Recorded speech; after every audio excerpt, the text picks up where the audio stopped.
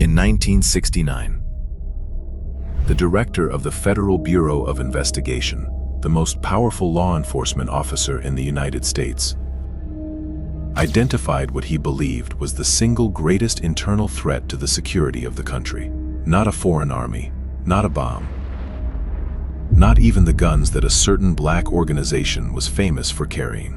Edgar Hoover looked at everything that organization was doing, and he decided the most dangerous thing about it, the thing he called the greatest threat to efforts to neutralize them and destroy what they stood for, was breakfast.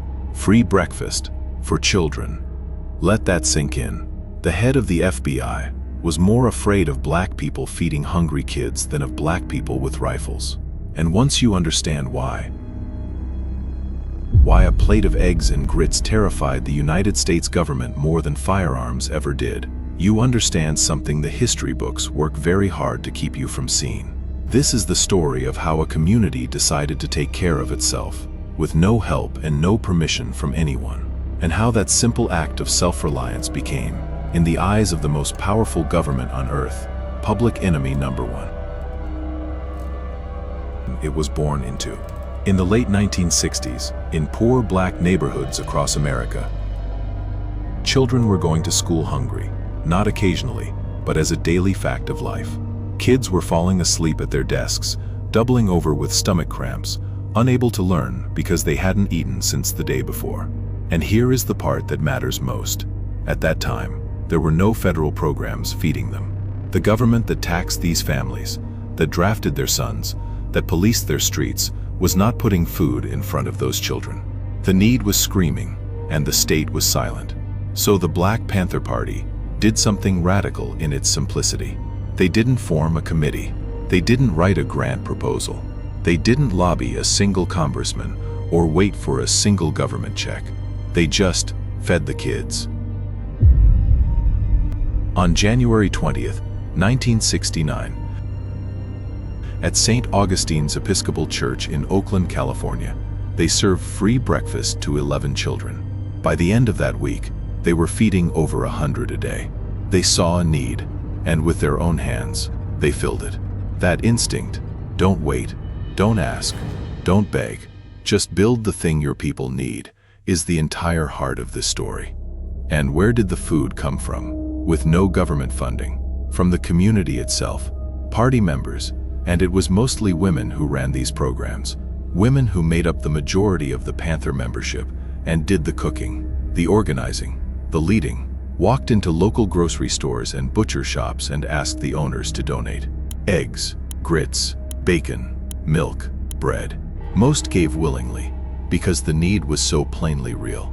The ones who refused sometimes found themselves boycotted, or named in the party newspaper for turning their backs on their own neighborhood's children. Volunteers showed up at 6 in the morning to cook, served the kids from 7 to 8:30, and got them to school fed. It was funded by nickels and donations and sweat, not by Washington. This was a people pooling its own resources to solve its own problem, and the results were immediate and undeniable. The principals noticed first. As one parishioner who helped run the Oakland program remembered, the school principal came down to tell them how different the children were. They weren't falling asleep in class anymore. They weren't crying with stomach cramps. A hot meal before school changed everything. Attention, behavior, the simple ability to learn. The Panthers had proven something in a single church basement that the richest government on earth had not bothered to prove.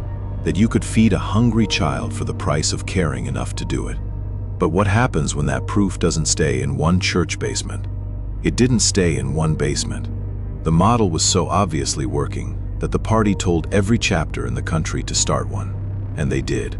Within months, the free breakfast program had spread to Panther chapters in cities and towns all across America.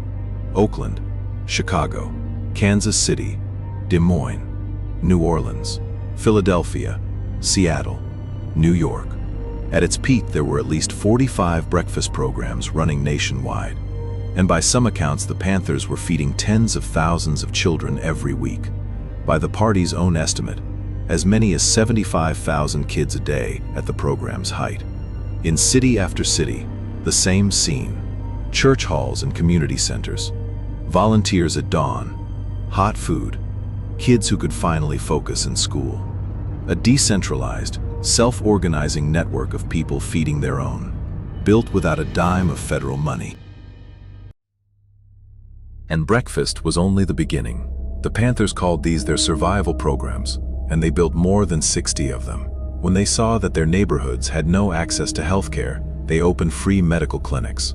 At the peak, clinics in 13 cities, where volunteers gave basic medical care for free. In those clinics, they did something the entire American medical establishment had neglected. They screened thousands of people for sickle cell anemia, a disease that struck Black Americans hardest, and that the medical system had largely ignored, forcing it onto the national agenda. When they saw other needs, they filled those too. Free clothing and shoes, free groceries, drug and alcohol rehabilitation, schools and liberation classes teaching economics and first aid, legal aid, and know your rights education, escorts to walk seniors safely to their medical appointments. In Winston-Salem, North Carolina, they even ran a free ambulance service. Across roughly 45 chapters, they had built an entire parallel infrastructure, a shadow safety net, for a community the government had left to fend for itself. Step back and look at what that actually was. This was not charity handed down from above. This was a people, with almost no money and no institutional power, looking at every place the state had abandoned them: food, medicine, education, safety, and building their own institution to fill the gap. It was the most concrete answer anyone has ever given to the question this channel keeps asking. What does it look like to own your power instead of borrowing it? It looks like this. And it worked so well that it caught the attention of the most powerful man in American law enforcement, for exactly the wrong reasons. Here is the question at the center of everything. Why would the FBI be more afraid of breakfast than of guns? The answer is the most important idea in this whole story. Guns, the government knew how to handle. Guns give the state an excuse, a reason to raid, arrest, and shoot.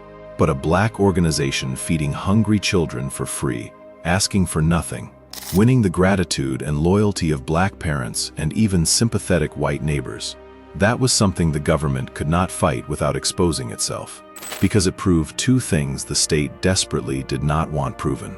First, that the government had failed, that an organization of poor people with no budget was doing for these children what the richest nation on earth would not.